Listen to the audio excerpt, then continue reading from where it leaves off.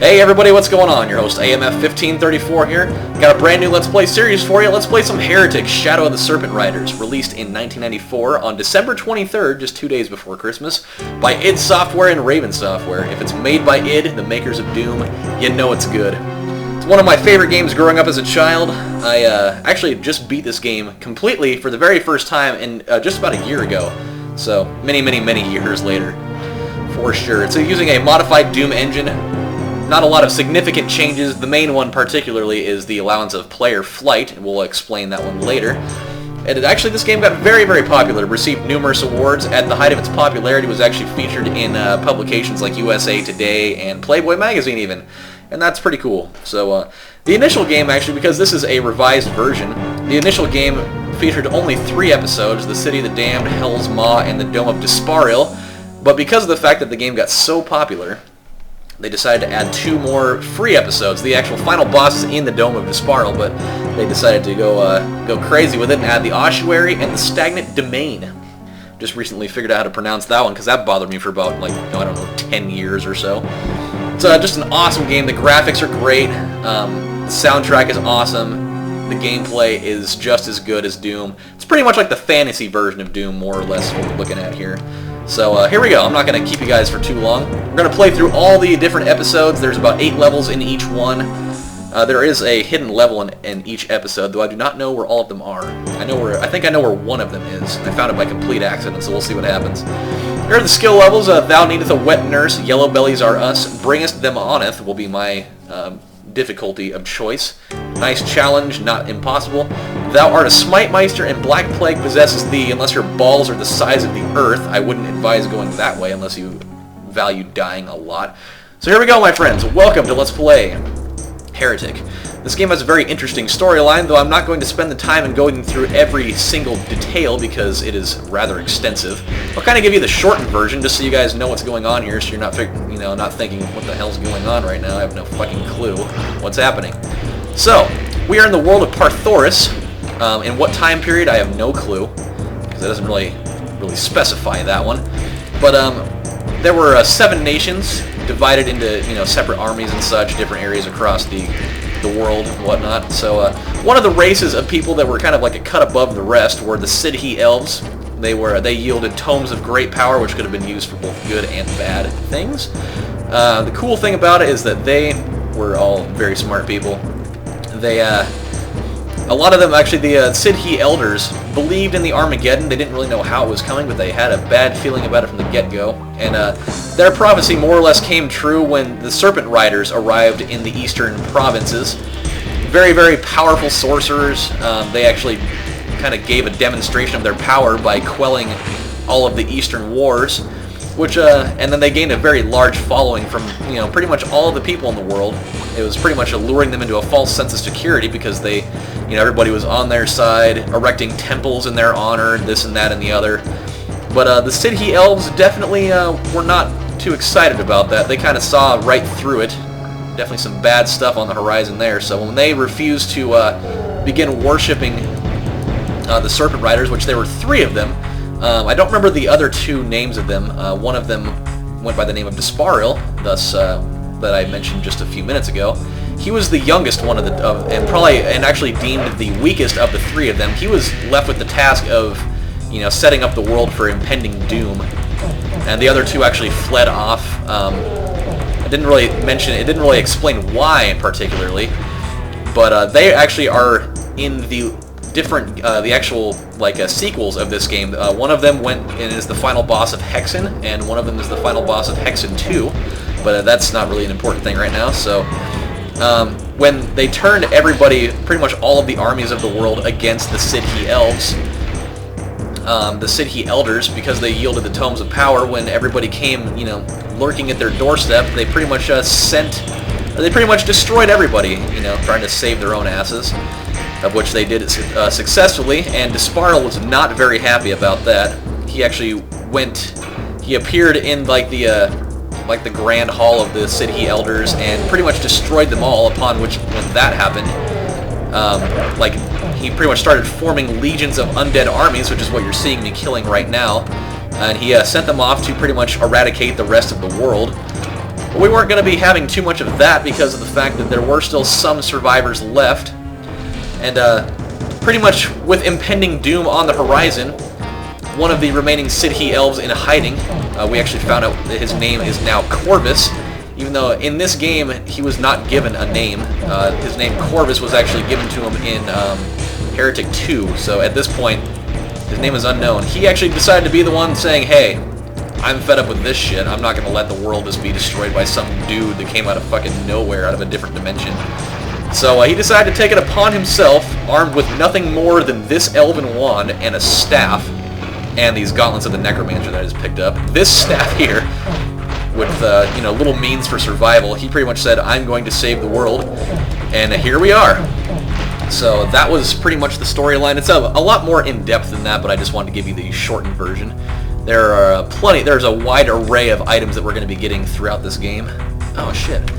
One thing, it just definitely, this game disabled the usage of showing messages when they pop up, so I kind of want that to come back. Oh, well, I can definitely make that show up. There we go. I like having my messages on because it tells me when I get things. That black thing I just picked up was a Tome of Power. When it's activated, you can actually, it will pretty much increase both the volume and power of any weapon you have, you know, active on screen. I won't use it right now, though. Actually, I'll use it. So, depending on what weapon you're using, they all have different things that happen. This one, it'll shoot just, I think it shoots 5 different things out at once. Very, very powerful deal. When you get some later weapons in the game, like the crossbow, or like the dragon's claw.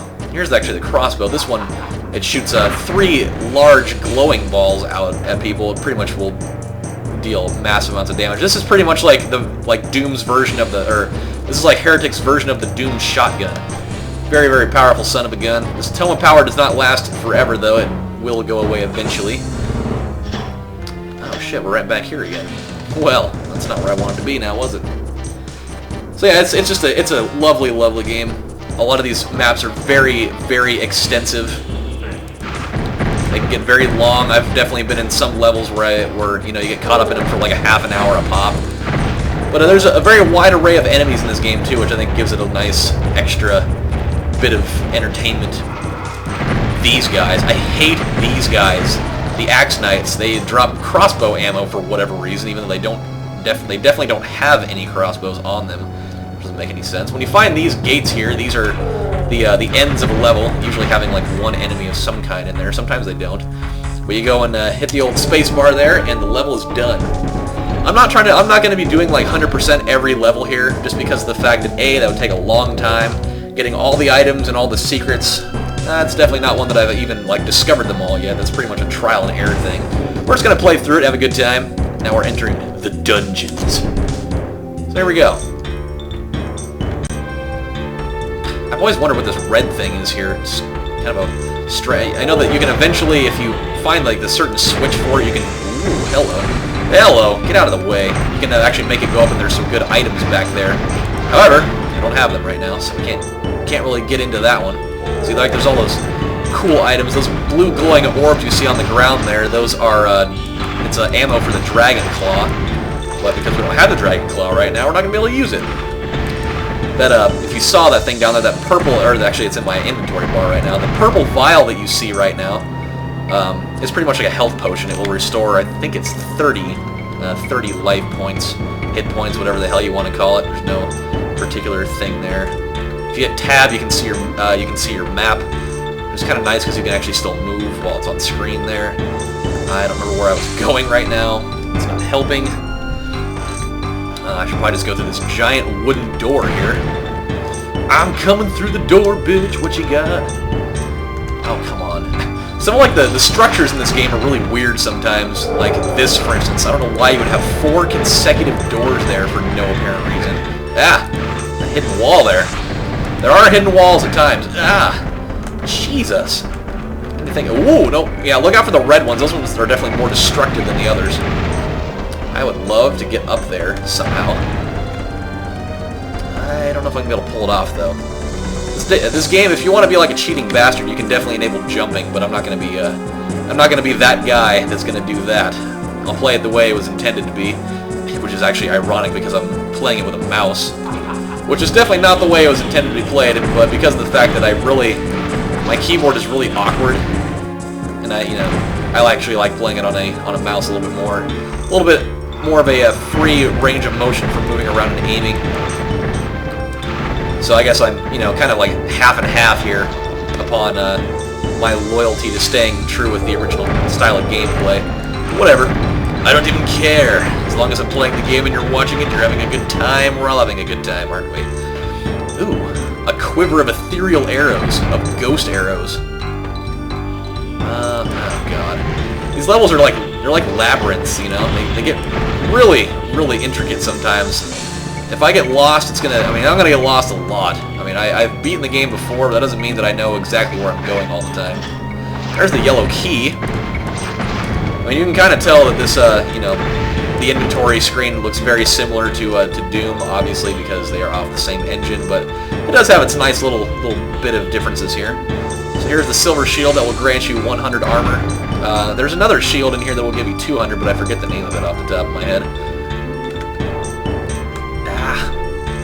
Clock keeps disappearing every time I look to see what, how far into it I am. It always does that. I hate when it does that.